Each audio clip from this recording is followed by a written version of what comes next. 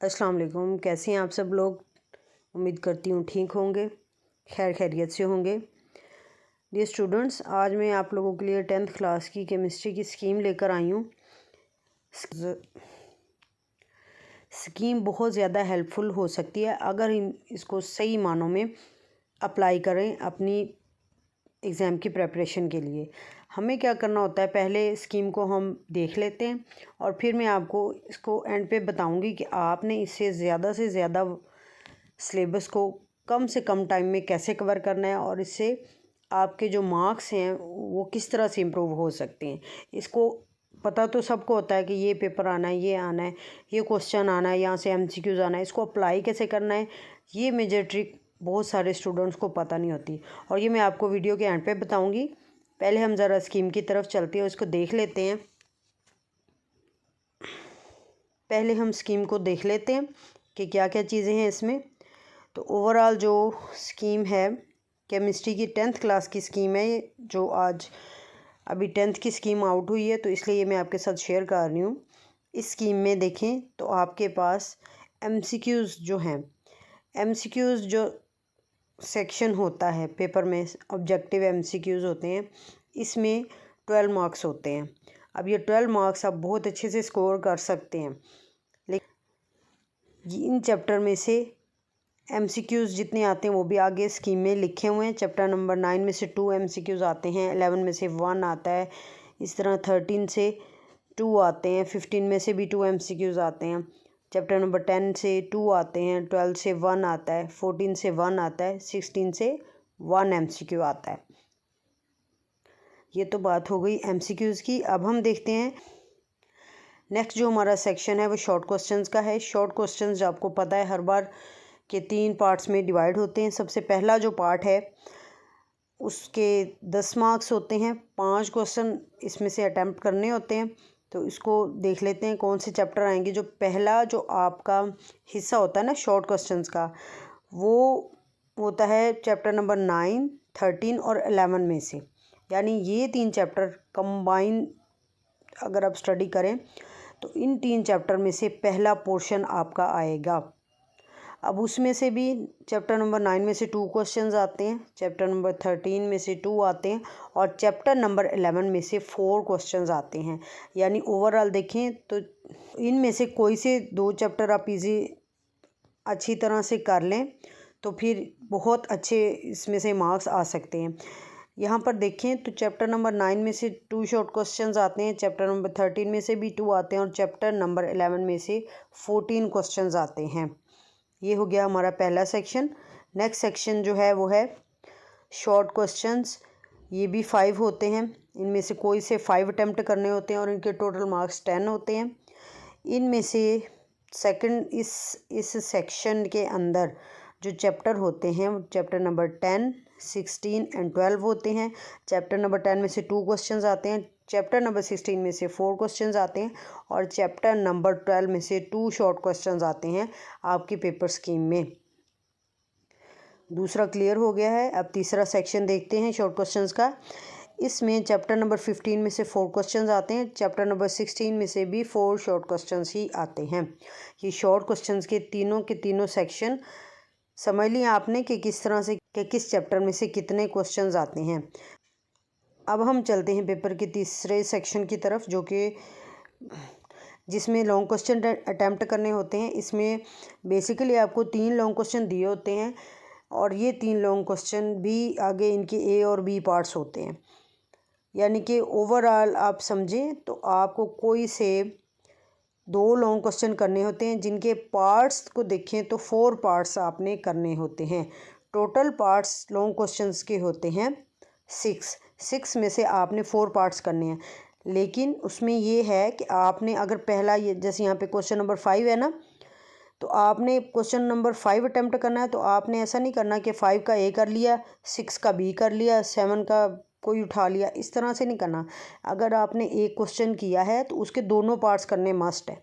Choice आपकी होती है, लेकिन वो चॉइस फिर उसमें A और B ऑप्शन मस्ट होते हैं कि आपने वो ही ऑप्शन अटैम्प्ट करने हैं, ज़रूरी हल करने हैं। अब स्कीम देखते हैं। क्वेश्चन नंबर 5 में चैप्टर नंबर 9 और 13 इसमें से आते हैं चैप्टर नंबर 9 में से क्वेश्चन जो आता है उसके मार्क्स 5 होते हैं और 12 में से जो क्वेश्चन आता है उसके मार्क्स 4 होते हैं। क्वेश्चन नंबर 6 देखें। चैप्टर नंबर 10 में से 5 मार्क्स का क्वेश्चन आता है और चैप्टर नंबर 15 में से 4 मार्क्स का क्वेश्चन आता है। क्वेश्चन नंबर 7 में पेयरिंग होती है चैप्टर नंबर 12 एंड 16 की। 12 एंड 16 जो चैप्टर होते हैं इसमें से 12 चैप्टर में से 5 मार्क्स का क्वेश्चन आता है, 16 चैप्टर में से 4 मार्क्स का क्वेश्चन आ जाता है। तो ये तो हो गई है स्कीम। अब हम देखते हैं कि इस स्कीम को आपने अप्लाई कैसे करना है। सबसे पहले मैं बात करूँगी MCQs की। डियर स्टूडेंट्स, जो MCQs होते हैं ना, MCQs में तो अब आपने स्कीम को देखना ही नहीं है, क्योंकि MCQs आपने सारे तैयार करने हैं। अब ये एक है, दो MCQs हैं, अब उन्होंने हर चैप्टर को टच किया हुआ है। MCQs सारे ही चैप्टर में से आते हैं। तो आपने क्या करना है, जो चैप्टर की एक्सरसाइज में MCQs दिए होते हैं वो सारे सॉल्व कर लेने हैं, सारे याद कर लेने हैं। तो उसमें से कोई भी चीज़ स्किप नहीं करनी। ये तो सेक्शन हो गया MCQs का, इस तरह से इनकी तैयारी करनी है। अब आए शॉर्ट क्वेश्चन। जो शॉर्ट क्वेश्चंस होते हैं ना प्यारे बच्चों, इसमें जो है शॉर्ट क्वेश्चन में आप देखें तो जो चैप्टर्स हैं, शॉर्ट क्वेश्चन के 3 सेक्शन हैं। पहला सेक्शन आपका चैप्टर नंबर 9, 13 और 11 पर मुश्तमिल है। तो आपने क्या करना है, इन तीनों चैप्टर्स में से शॉर्ट क्वेश्चन जब तैयार करने बैठते हैं तो कोई से 2 चैप्टर के अच्छे तरह से तैयार कर लेने। क्लियर होगी ये बात। इसी तरह दूसरे सेक्शन पर आ जाएं। दूसरे सेक्शन में चैप्टर नंबर 10, 16 और 12 होते हैं। तो आपने इसी तरह से इन तीनों चैप्टर में से जो है कोई से 2 चैप्टर अच्छी तरह से उनके शॉर्ट क्वेश्चन तैयार कर लेने हैं। एक चैप्टर आप स्किप कर सकते हैं, शॉर्ट क्वेश्चन के लिए मैं कह रही हूँ, क्योंकि हम अभी शॉर्ट क्वेश्चंस की ही बात कर रहे हैं। लेकिन अगर मेरा मशवरा माने तो चैप्टर नंबर 16 है, उसमें शॉर्ट क्वेश्चन 4 आते हैं, यानी कि ओवरऑल उसकी वेटेज ज़्यादा है। तो आप इसको स्किप ना करें। बाकी चैप्टर नंबर 10 या 12 में से कोई एक चैप्टर जो है वो आप अच्छी तरह से तैयार कर लें 16 के साथ। ये दूसरा सेक्शन कवर हो गया इस तरह से आपका शॉर्ट क्वेश्चंस का। तीसरा जो सेक्शन है उसमें है जी चैप्टर नंबर 15 एंड 16। बहुत वेटेज है इस सेक्शन की, यानी कि इसमें आपने 8 शॉर्ट क्वेश्चन होंगे और जिसमें से 4 आएंगे 15 में से, 4 ही 16 में से। तो जनाब अब इसमें से कुछ भी स्किप नहीं कर सकते, क्योंकि हमने 5 क्वेश्चन करने हैं। तो आप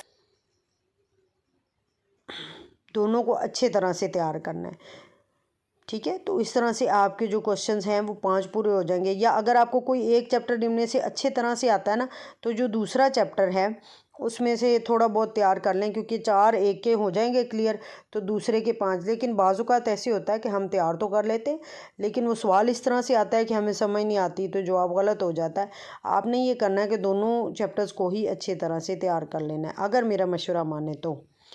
अब लॉन्ग क्वेश्चन पर आ जाएं। लॉन्ग क्वेश्चन में आप देखें पेयरिंग किस किस चैप्टर की है। चैप्टर नंबर 9, 13, 10, 15, 12 एंड 16 की। लॉन्ग क्वेश्चन में जो पेयरिंग है, अब इस पेयरिंग में आपने कोई से 4 चैप्टर अच्छे से तैयार कर लेने हैं लॉन्ग क्वेश्चन के तौर पे। चैप्टर नंबर 9, 13 कर लें। अगर आपने 9 करना है तो 13 मस्ट है। लॉन्ग क्वेश्चन में जो पेयरिंग है वो चैप्टर नंबर 9 और 13 की है, चैप्टर नंबर 10, 15 की है और चैप्टर नंबर 12 और 16 की है। यहाँ पर 6 चैप्टर्स हैं, लेकिन इनमें से कोई से 4 चैप्टर आपको जो भी इजी लगते हैं, आपको लगता है कि ये चैप्टर इसमें मेरी ग्रिप ज़्यादा है, मैं अच्छे से कर सकती हूँ या कर सकता हूँ, आपने कोई से वो वाले 4 चैप्टर तैयार कर लेने हैं जो आपको लगता है कि आपको भूलते नहीं हैं, उसमें आपकी स्कोरिंग अच्छी रही है टेस्ट में, क्लास के दौरान आपको वो इजीली याद भी हो जाते थे और उसमें आपके मार्क्स भी अच्छे आते रहे हैं। तो वो वाले चैप्टर आपने करने हैं। यहाँ पर एक और बात इम्पॉर्टेंट वो ये है कि चैप्टर नंबर जो 14 है ना आपका, यहाँ बच्चों ना तो वो शॉर्ट क्वेश्चंस में है ना ही लॉन्ग में। तो अगर आप उसको स्किप कर देते हैं तो फिर भी उससे कोई फ़र्क नहीं पड़ता आपके रिज़ल्ट पे। यानी कि आप चैप्टर नंबर 14 को बिल्कुल ही तैयार ना करें, सिर्फ उसके जो MCQs हैं वो भी वो वाले MCQs जो एक्सरसाइज में दिए होते हैं ना, वो सॉल्व कर लें, उनको अच्छे से याद कर लें। बाकी ना शॉर्ट में है ये चैप्टर, ना ही ये चैप्टर लॉन्ग में है, इसलिए चैप्टर नंबर 14 को आपने तैयारी में शामिल नहीं करना।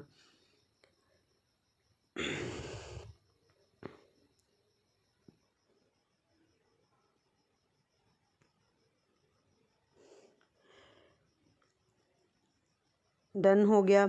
ये आपकी पेयरिंग स्कीम थी, तो मैंने सोचा कि आप लोगों के साथ शेयर कर दूं। और एक और बात बताती जाऊं कि ये पेयरिंग स्कीम जो है ऑलमोस्ट जो है तकरीबन सबकी सेम ही होती है। वैसे ये पंजाब बोर्ड की है, मतलब पंजाब में जितने भी बोर्ड आते हैं, सरगोदा है, मुल्तान बोर्ड है, फैसलाबाद बोर्ड है, जितने भी बोर्ड पंजाब में आते हैं, कश्मीर आज़ाद कश्मीर का जो बोर्ड है, तो ये सारे बोर्ड जो हैं उनकी यही स्कीम है, इसी को फॉलो करें। ये पंजाब बोर्ड की स्कीम है, इसको फॉलो करें। और इससे हेल्प वही बंदा ले सकता है जिसकी तैयारी अच्छी होगी। अगर आपने पढ़ा कुछ नहीं है ना, और आप चाहते कि जी स्कीम देख के और तैयारी अच्छी हो जाए, ऐसे बच्चों को कुछ नहीं होने वाला। ऐसा कोई तावीज़ नहीं है, ऐसा कोई जादू नहीं है जो बिना पढ़े आपको पास कर दे। मेहनत ज़रूर करनी है, फिर मेहनत का सिला अल्लाह की ज़ात पे छोड़ देना। फिर जितना गुड़ डालते जाएंगे उतना मीठा बनता जाएगा, जितनी मेहनत करते जाओगे उतने मार्क्स अच्छे आएंगे। Best of luck for your exams.